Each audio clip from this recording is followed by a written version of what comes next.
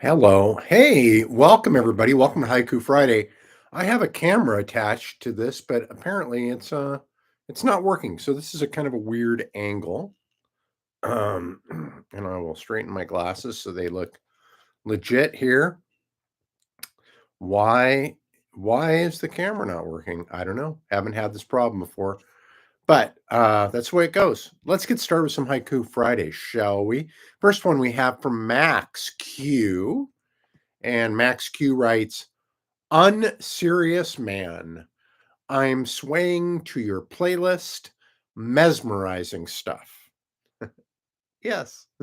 Isn't it crazy? It's that this election would even be close with somebody like that. But the power of the cult is strong. And I've been thinking about this a lot lately, is that there's really no escape hatch for many of these folks right now. They just got to keep doubling down because it's going to live out there forever. It's not like you could just change your mind. Wait, okay. It's not like you could just change your mind and say, "Oh, I don't believe this anymore. And I have to bail out of this cult." It's like there's a long internet trail of wacky stuff that you've believed, awful stuff. And that's another thing. I think that if you're going to go down the road of awfulness, you should be really serious about checking out your source material from all sides. I don't know. I don't know how somebody recovers from this. My dream is that maybe some intelligence agency says that there was some sort of Russian stupefying ray that made people follow this cult and get into it, and that they've disconnected the ray. It wasn't your fault. You can now join the world of the rational. It's weird. It's weird, and they're just gonna keep they will double down and take us all down with them. It's sort of like a killer suicide thing. Boy, it got dark here quick, didn't it? Sorry about that. All right. Thanks, Max Q. This one's from Rico-san. Picture roving souls out trolling copulators waiting to be born. Mhm. I just think that's a wonderful picture. I'd see like a movie based upon this, you know? I could see that. Thank you, Rico-san. Yes, a little voyeuristic unborn people. Here we go. And here's one from Bill. And this is kind of sad because Bill's uh wife just lost her parents. And this kind of strikes, this captures the feeling that I think you get when you do lose somebody.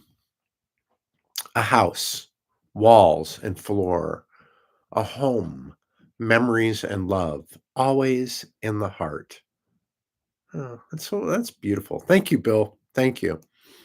All right, and here's mine. Uh, all my life in jets, flying fast, splitting sound, self. Contrails are soul stains. I would say that would contrails being soul stains would live up. I think the proof would be there more than there would be for chemtrails. All right, that concludes Haiku Friday this week. Of course, I didn't have Haiku Friday last week, and if you want to stay tuned, I'll tell you about that. Last week, I was on a trip. Sarah was bicycling from Pittsburgh to Washington, D.C. with a bunch of her friends. Had spent the last week doing that. And I was flying into D.C. to see her, visit a friend, and then my friend Jeff, who we've been friends forever. Um, but we were going to pick up. So we met Sarah downtown, flew all day. Next day, Jeff and I went for little walks and had a good time, and then met Sarah downtown. Well, it turns out that one of her folks in her party had gotten COVID like a couple days before, and then we wound up the next day. We were heading out to do a big round trip around Chesapeake Bay, under the bay, and then around it. And Jeff had friends we were going to stay with on the Atlantic. And Sarah tested before we left. She was negative. The second day of the trip, she wound up testing positive. So at that point, it was like in full blown problem solving mode, getting a flight out of there, canceling our Broadway tickets, uh, canceling. We hadn't gotten the train yet up to New York. So we didn't have to cancel that. And then getting a hotel for the night and then getting a flight back to Spokane that next morning, which costs, oh my gosh, so much money. So much money. We had trip insurance, which I'm trying to get reimbursed for some of this, but I don't know. I don't know how it's going to go. You were supposed to visit a doctor, it sounds like, in the forms I fill out. So I just keep telling the doctor was COVID test kit. We'll see. You can't send in the forms without filling out the doctor's name. So that's going on.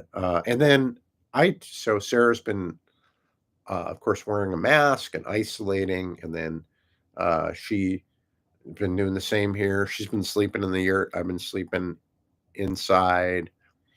And we have our son's coming to visit us. And I thought, well, we should probably test again because her son's coming out today.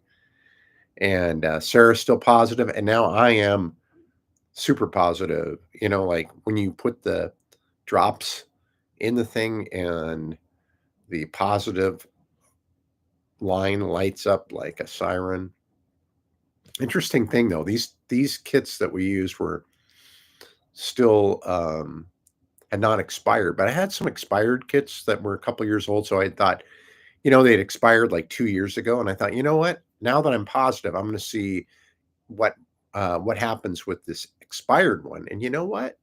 The expired one tested positive too. So if you have some old expired ones out there, they, you know, probably good. Mine were good 2 years after. I don't know. Don't take that to the bank. I'm just a person who did this thing. Okay, so that's going on. So today I'm feeling pretty tired and nasally, not a lot of coughing or anything like that, just tired and nasally. But now we don't have to wear masks around each other. So that's nice, right? What have I been working on? I have a Halloween display every year. I try to do a big Halloween display. And this year I'm doing more of a political one. It's going to have a big Kamala Harris for president sign with two avenging angels holding the sign up, like the kind from Raiders of the Lost Ark at the end, when they swoop in, not spoiler alert, they swoop in and like melt people and stuff.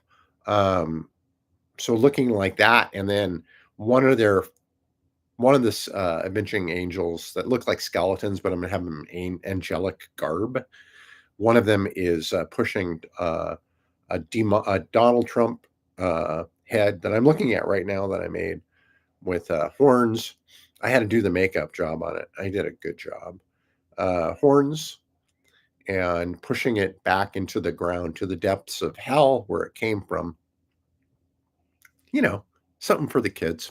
So that I'm going to work on that today in between naps, I think. Oh, I know. If you haven't watched Running for My Life, check it out. Running for My Life Spokane.com. Running for My Life Spokane.com.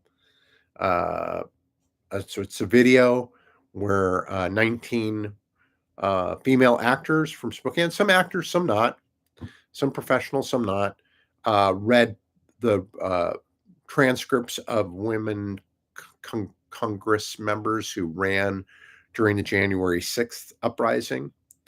And my job was to take all that and edit it into a serviceable video. And I have to say, I think the production values are pretty good on it. So it's 30 minutes long.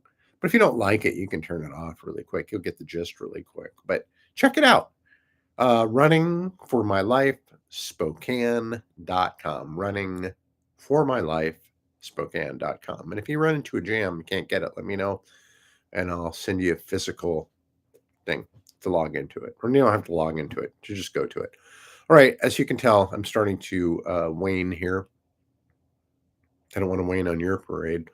And I'm going to call it good. Thanks, everybody, for tuning into Haiku Friday. Have a great day. Love you all. Bye.